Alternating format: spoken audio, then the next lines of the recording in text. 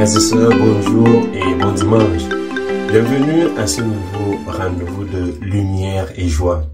Aujourd'hui, 11 mai 2025, nous célébrons le 4e dimanche de Pâques de l'année liturgique C. Ce dimanche est souvent appelé dimanche du bon pasteur. Jésus nous invite à travers la parole de Dieu de ce dimanche à faire partie de cette famille, car il est le chef de cette famille et il veut nous donner la vie, la vraie vie. Une famille où personne ne peut nous arracher de sa main, parce qu'il n'est pas un pasteur mercenaire, mais il est un pasteur plein d'amour et de compassion. Jésus veut aussi que notre Église, nos familles, notre société ressemble à sa famille, à son peuple, où tous les membres sont prêts à se sacrifier pour que tous aient la vie. Tous pour un pour tous. Chacun d'entre nous est pasteur aussi. Il est aussi agneau dans sa famille. Pasteur parce qu'il est pourvoyeur de vie et de protection. Agneau parce qu'il est prêt à se sacrifier pour la famille, pour la communauté.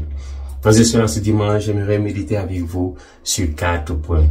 D'abord, Dieu donne des pasteurs à son peuple. Deuxièmement, les faux pasteurs. Troisièmement, Jésus, le vrai pasteur, le vrai berger. Et enfin, la vocation et la mission de chaque baptisé, de chaque disciple de Jésus à être pasteur, à être berger. Commençons par le premier point. Le salut est donné par les pasteurs, par les bergers. Dès le début de la révélation biblique, nous avons Abel qui est berger. Il est décrit comme gardien de troupeau en Genèse chapitre 4 verset 2. Il offre à Dieu les premiers-nés de son troupeau et le reste, sacrifice qui est agréé à Dieu. Abel est le berger qui verse son sang. Il incarne l'innocence victime de la jalousie de son frère. Il est une âme pure dont le sang crie vers Dieu. Plus tard, Abraham, Isaac et Jacob sont aussi des bergers, tout comme les fils de Jacob en général.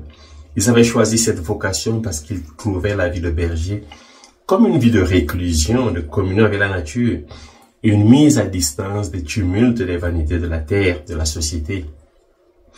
Ces enfants, ces fils d'Abraham, ces descendants d'Abraham est le signe que Dieu va appeler plus tard des pasteurs à guider son peuple. Ils gardent leur troupeau dans la vallée, les collines de Canaan, où ils pouvaient tourner le dos aux affaires terrestres pour s'abandonner totalement à la majesté du Créateur. Nous avons aussi Moïse. Avant de devenir le libérateur d'Israël, Moïse a été berger pendant 40 ans chez Jéthro, prêtre de Madian, qui est aussi son beau-père. C'est en paissant le troupeau de son beau-père qu'il rencontre Dieu et reçoit la mission de libérer son peuple, le peuple de Dieu. Plus tard, nous avons aussi David, futur roi d'Israël, qui est berger. Et c'est dans ce rôle qu'il a rencontré l'appel à la royauté, à devenir roi. Le prophète Amos aussi, il se décrit comme ni prophète, ni fils de prophète, mais berger et cultivateur de sycomore. Il dénonce la corruption et l'injustice sociale. Amos, avec Ézéchiel, Jérémie, dénonce les faux prophètes, les mauvais prophètes, les faux bergers qui détruisent le troupeau de Dieu, qui détruisent le peuple de Dieu. Pour renouveler son peuple, le libérer, Dieu va leur promettre un berger pour son peuple. Il dit à travers le prophète Jérémie, « Je vous donnerai des pasteurs selon mon cœur. » Par ces paroles du prophète Jérémie, Dieu promet à son peuple de ne jamais le laisser sans pasteur, qui le ressemble et le guide, qui le rassemble, qui le guide. Je susciterai pour mes brebis les pasteurs qui les feront paître, ils n'auront plus crainte de terreur. Jérémie chapitre 23, verset 4. La nuit de la nativité, c'est au pasteur que les anges donnent l'annonce de la naissance du Sauveur. Les bergers sont médiateurs du salut de Dieu.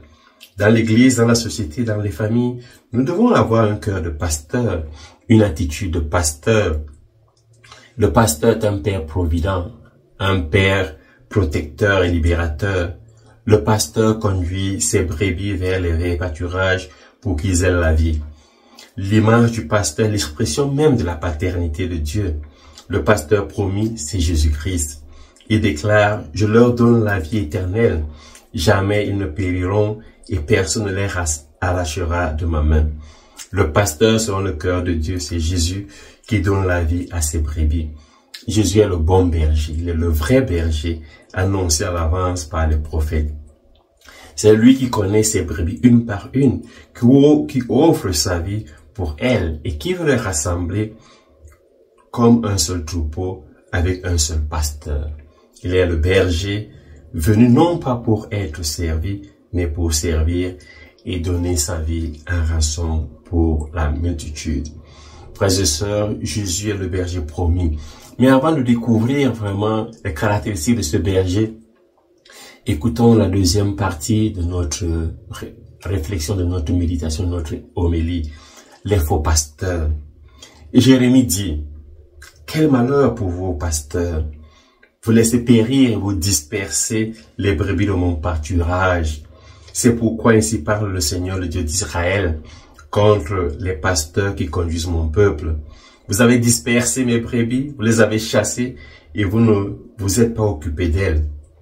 Eh bien, je vais m'en occuper de vous. Je vais m'occuper de vous à cause de la malice de vos actes, oracle du Seigneur. » Frères et sœurs, les faux pasteurs qui provoquent les épreuves et la souffrance chez les petits sont ceux-là qui sont décriés dans la parole de Dieu. Les faux pasteurs versent le sang des innocents. Les faux pasteurs provoquent l'agitation dans le peuple. Ils sont maîtres de mensonges qui induisent des hérésies menant à la perdition et renient le maître souverain qui les a rachetés. Ces bergers préparent la perdition du peuple. Ils sont cupides. Les faux pasteurs conduisent le peuple dans la débauche. À cause d'eux, suivre le chemin de la vérité fera l'objet d'outrage. Les faux bergers profèrent des énormités vides de sens. Ils séduisent par des convoitises nées de la chair, par les débauches, ceux qui viennent à peine d'échapper aux gens qui vivent dans l'égarement. Les faux bergers, lorsqu'ils voient le loup venir, ils fuient et abandonnent le troupeau.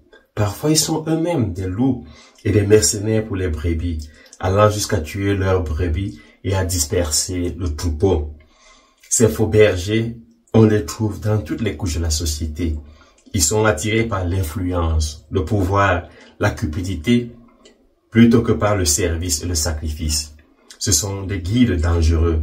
Le faux berger est reconnu à son manque d'humilité, son goût pour les honneurs ou son enseignement non conforme à la tradition spirituelle. Un jour, un disciple demanda à son maître comment reconnaître un vrai guide, un vrai berger. Celui-ci répondit, « Vois s'il préfère te donner plutôt que de recevoir de toi. » Saint Pierre dénonce ces bergers dans sa deuxième lettre, au chapitre 2. Il dit, ces gens-là sont comme des bêtes privées de raison, engendrées par la nature pour être capturées et détruites, outrageant ce qu'ils ignorent. Ils seront détruits comme ces bêtes seront détruites. Ils subiront l'injustice comme le salaire de leur injustice. Ils pensent trouver leur plaisir à vivre dans les délices en plein jour. Ils ne sont que tâches et défauts, en se délectant de leur tromperie quand ils font bombance avec vous. Ils ont les yeux remplis du désir d'adultère et sont insatiables de péché. Ils séduisent les âmes mal affermies. Ils ont le cœur exercé à la cupidité. Ce sont des enfants de la malédiction. Deuxième lettre de Saint Pierre, chapitre 2. Tout le chapitre 2 nous parle de ces faux berger. Le faux berger, il n'est même pas berger. Il est différent du mauvais pasteur. Il est différent du mauvais berger, du mauvais pasteur. Il est faux parce qu'il n'est même pas berger. Mais le mauvais pasteur, il est berger, mais seulement il n'accomplit pas sa vocation. Donc nous devons bien distinguer les faux bergers des mauvais bergers. Les faux, ils ont usurpé ce titre. Et les mauvais, ils exercent mal leur vocation et leur mission. Donc, ce sont les dictateurs, ce sont les évêques qui maltraitent leurs prêtres, ce sont les prêtres qui maltraitent leurs fidèles, ce sont des frères qui maltraitent leurs propres frères, ce sont des employeurs qui maltraitent leurs employés, ainsi de suite. Saint Pierre nous dit, Ils ont les yeux remplis de désirs, d'adultère.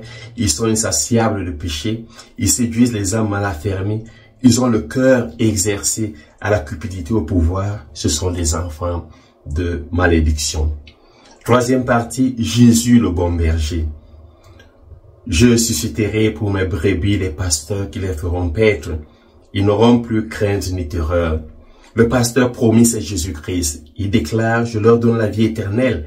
Jamais ne périront et personne ne les arrachera de ma main. Le pasteur, selon le cœur de Dieu, c'est Jésus qui donne la vie à ses brebis. Jésus est le vrai berger annoncé à l'avance par les prophètes.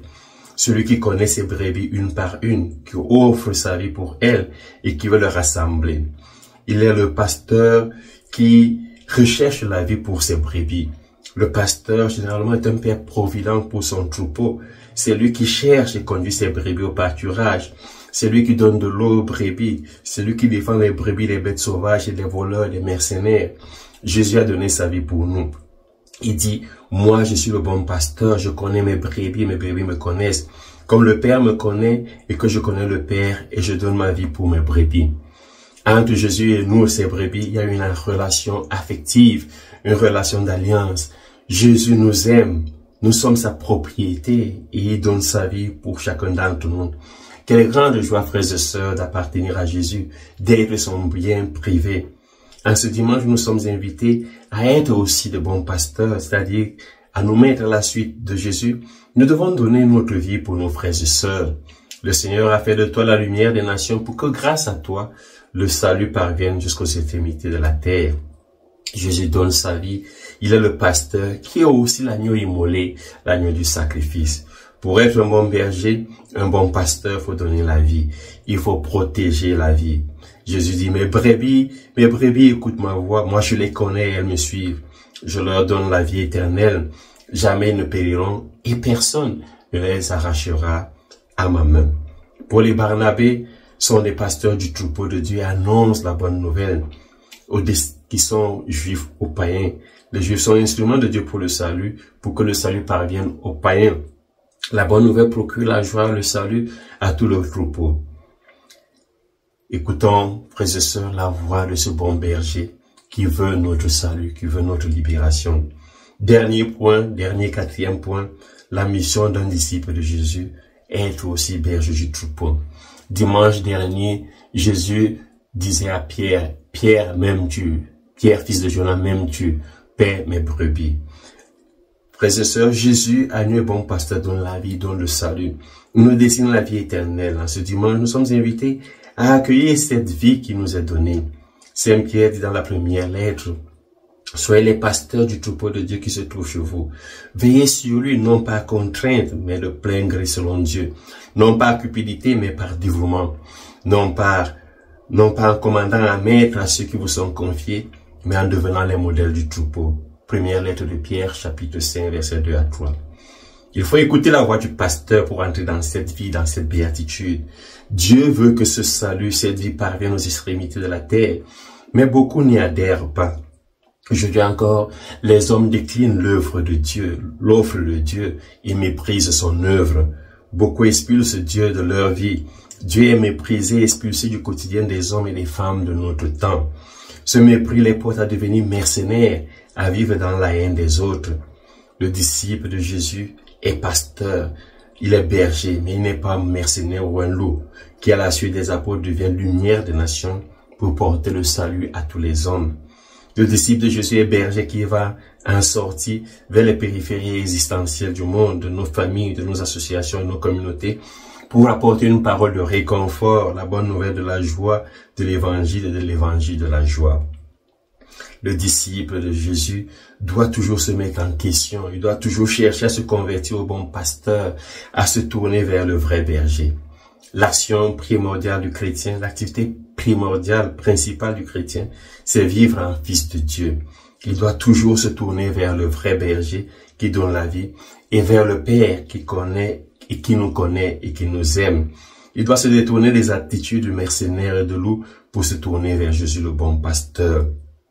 Chaque chrétien doit donner le salut aux hommes. Chaque chrétien est salut pour les autres.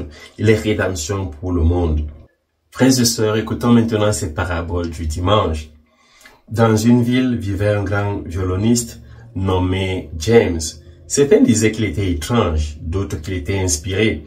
Mais tous reconnaissaient une chose, sa musique était unique, il avait le talent et ceux qui l'écoutaient étaient comme transportés.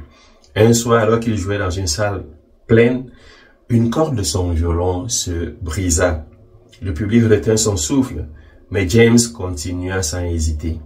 Puis, une deuxième corde se brisa, puis une troisième, jusqu'à ce qu'il ne reste plus qu'une seule corde. Malgré tout, de cette unique corde, il fit résonner une mélodie si belle que le public en fut émerveillé. Jésus, le vrai berger, connaît chacune de ses brebis et donne sa vie pour elles. Même quand tout semble brisé, quand les difficultés surgissent, il ne nous abandonne pas. Comme James a continué à jouer avec une seule corde, Jésus reste fidèle, même dans nos épreuves. Nous sommes ses brebis et sa voix nous guide. Parfois le monde nous distrait, les épreuves nous fragilisent, mais le Christ, notre bon berger, ne cesse de nous appeler. Il joue pour nous une mélodie d'amour et de salut et de compassion, même quand nous n'entendons plus qu'un faible écho. Et nous, comment répondons-nous à cette voix? Est-ce que nous reconnaissons Jésus au milieu du bruit du monde? Est-ce que nous suivons Jésus même quand le chemin semble difficile?